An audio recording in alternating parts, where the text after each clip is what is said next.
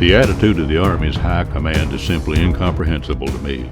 They imagine they can better assess the situation from over 2,000 kilometers than we can at the front. That's absurd. Such a disregard of the enemy is unique. If the Army High Command doesn't take measures to protect our flank soon, it could cost the whole of the 6th Army.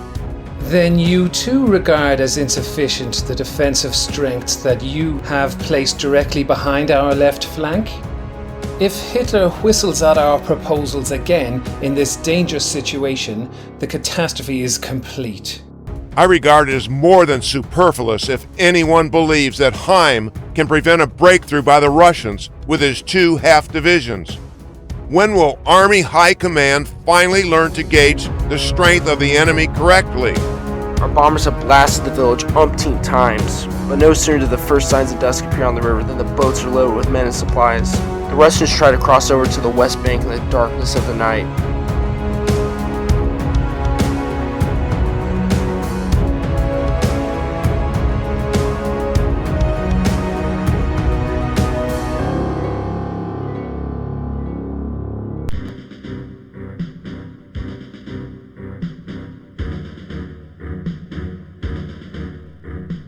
November 1942.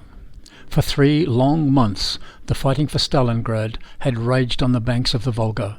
By now the Wehrmacht occupied 90% of the city, while the Red Army held on desperately to small patches of ground along the west bank of the great river. The Battle of Stalingrad was not only a tactical one, its outcome was also decided far beyond the city, in the Don River steppes, where heavy engagements continued through the summer and were about to be renewed as autumn was turning into winter. Operation Blau has carried the German troops into the Caucasus Mountains and as far as the Volga, the frontier between Europe and Asia. Now, Operation Uran, Russian for Uranus, was about to be unleashed, avenging the dreadful price the Soviets had paid defending Stalingrad, and suddenly giving sense to endless days of desperate resistance. In this new series of many episodes, we'll detail how the counteroffensive was planned, prepared, and implemented, with the full course of operations from the 19th to the 30th of November. We'll extensively cover both the Soviet and German perspectives.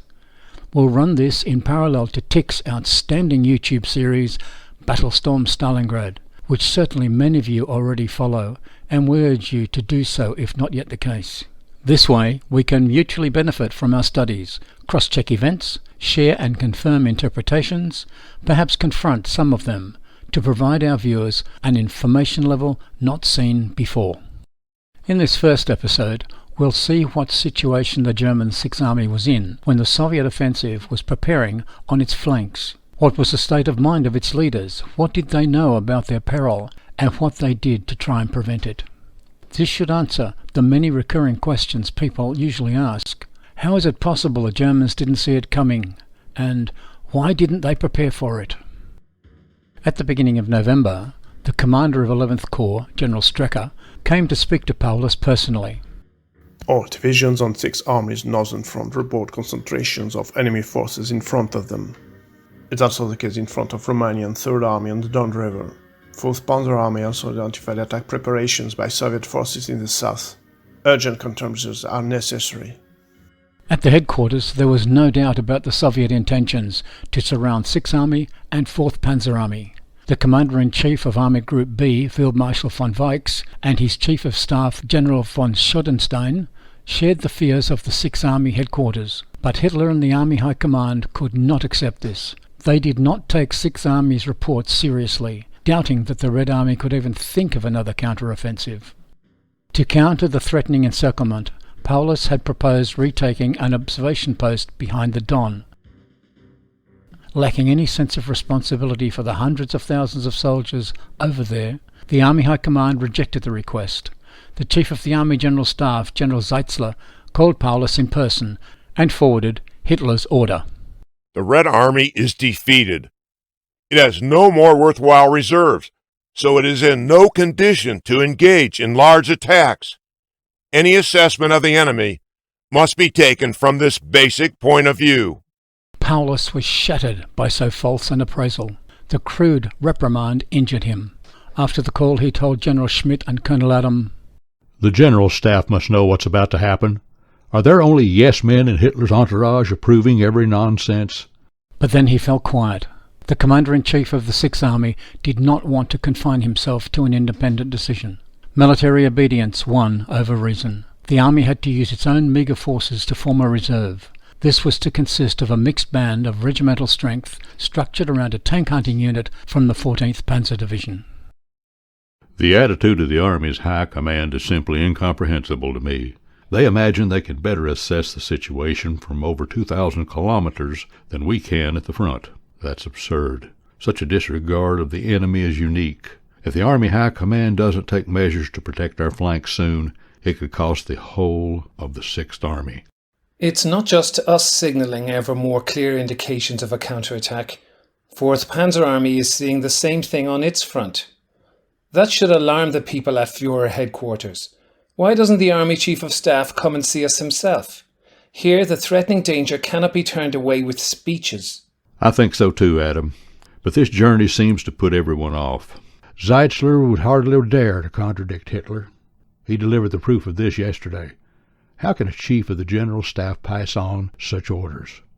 And that was personal too. Hitler booted Halder out of his company, the last general who at least had his own opinions on military matters.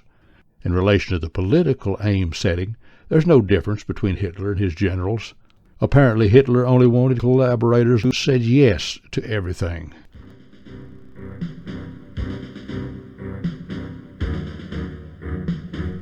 The future will show whether Zeitler went along with this illusionary strategy or whether he correctly assessed the strengths and capabilities of the Red Army.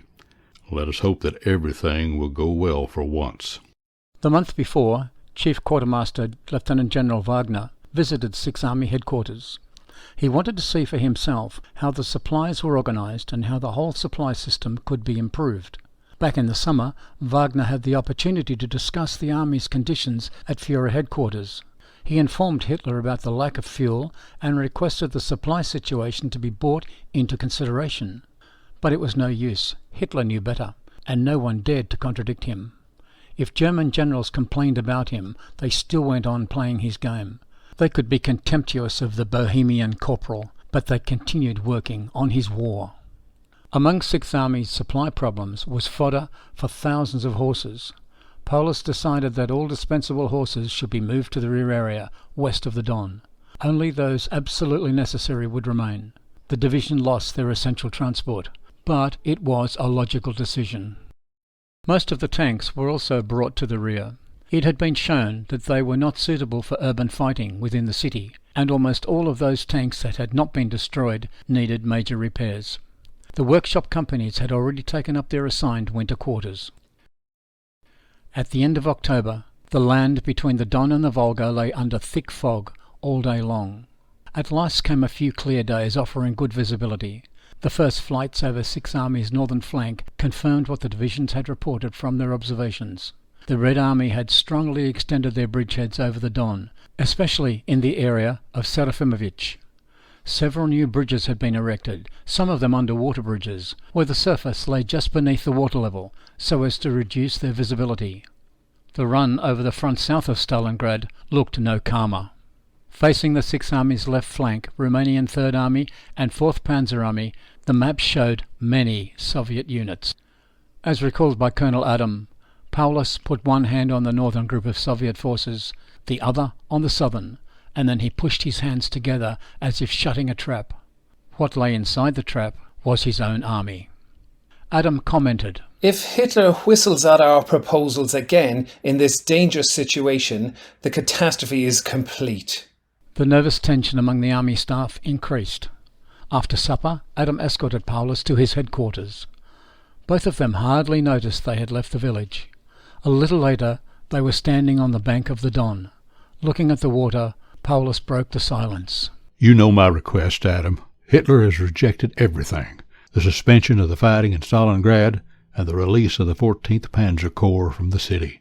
He went through the orders given to me at Vininsa on 12 September and determined the speeding up of the taking of the city at all cost, which bled us dry.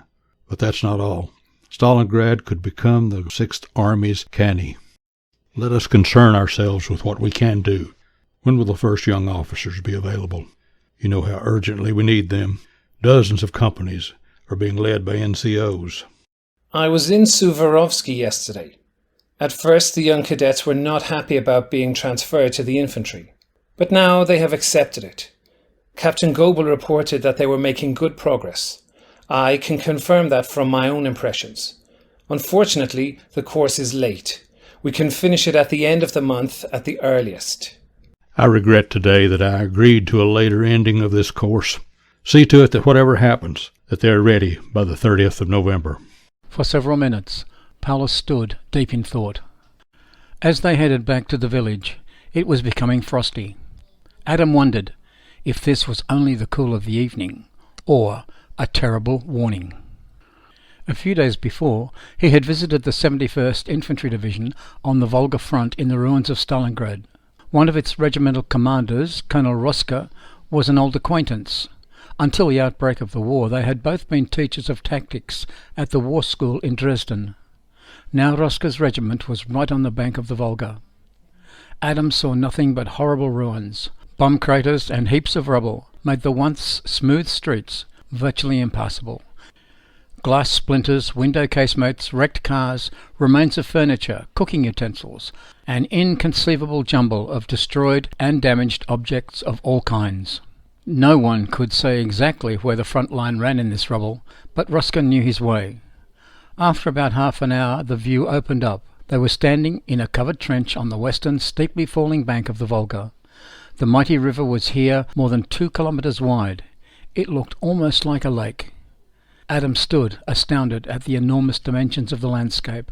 After the broad expanse of the steppe came the width of the river, and the city was stretched out too, with its giant factories and its large residential areas.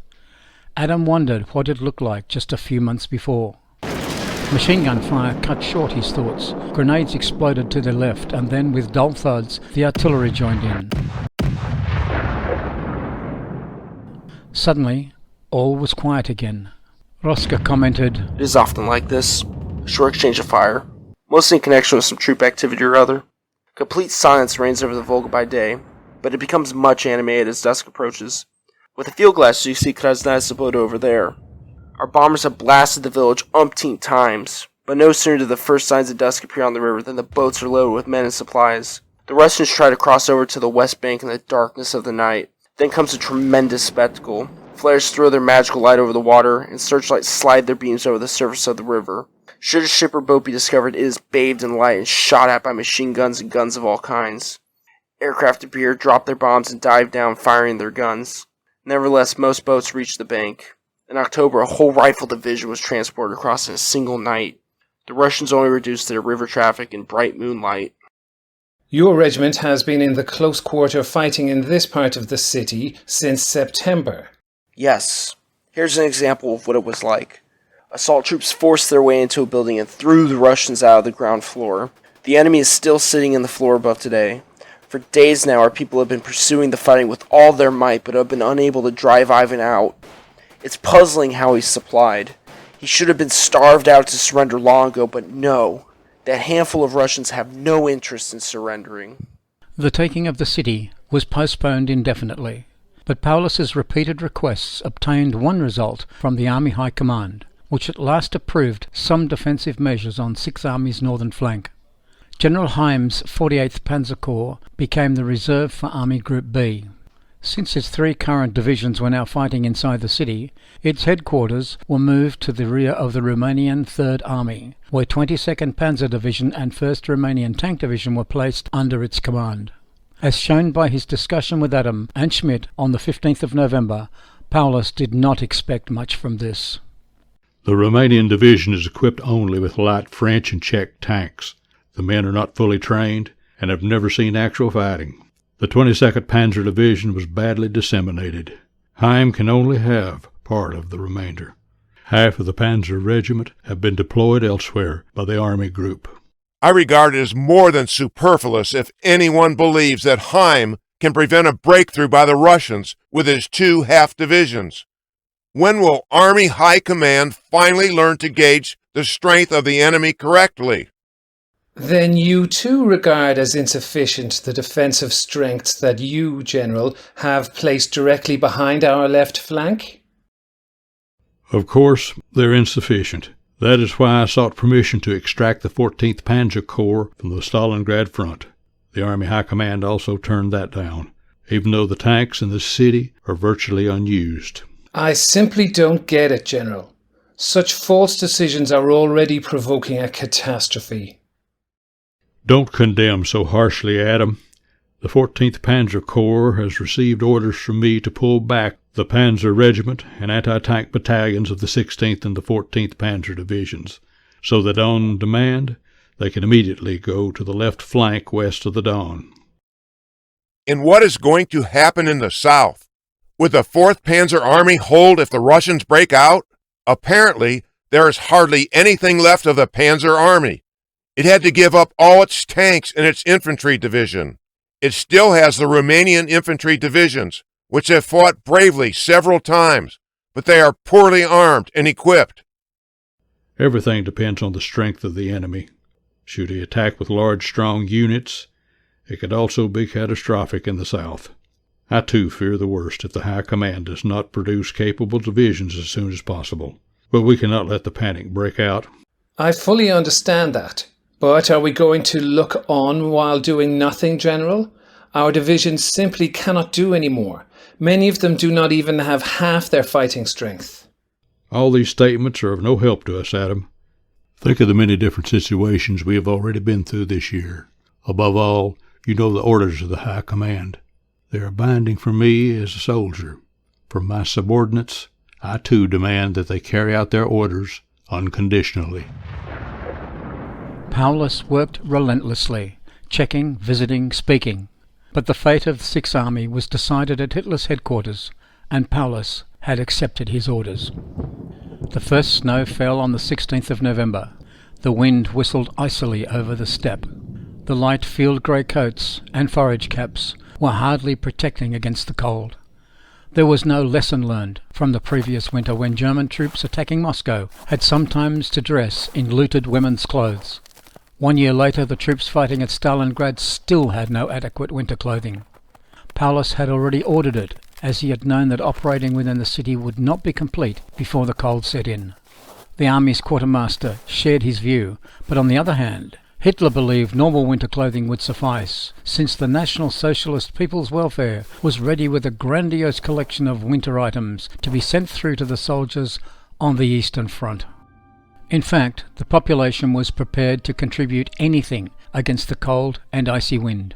Enormous crates were filled with articles of clothing, but the cold period had come to Stalingrad so suddenly that hardly any of the collection had reached the front, and not much got to the rear areas either. The Army Quartermaster General tried to get the delivery expedited, but with little success. So limited were the transport facilities, and so great the distances. Then, from the first deliveries that did reach the army, it was found that instead of the requisite woolen and knitted items, there were hundreds of ladies' coats, Persian capes and other fur items, including some very expensive ones. They were, however, completely useless at the front. Apparently, the items of clothing handed in by the civilian population had not been checked, but dispatched without evaluation. Schmidt exploded over this mess-up, but he could not change anything. Those responsible were somewhere warm at home, 2,000 kilometers away from Stalingrad. The divisional quartermasters received instructions to issue the few good items available to the fighting troops.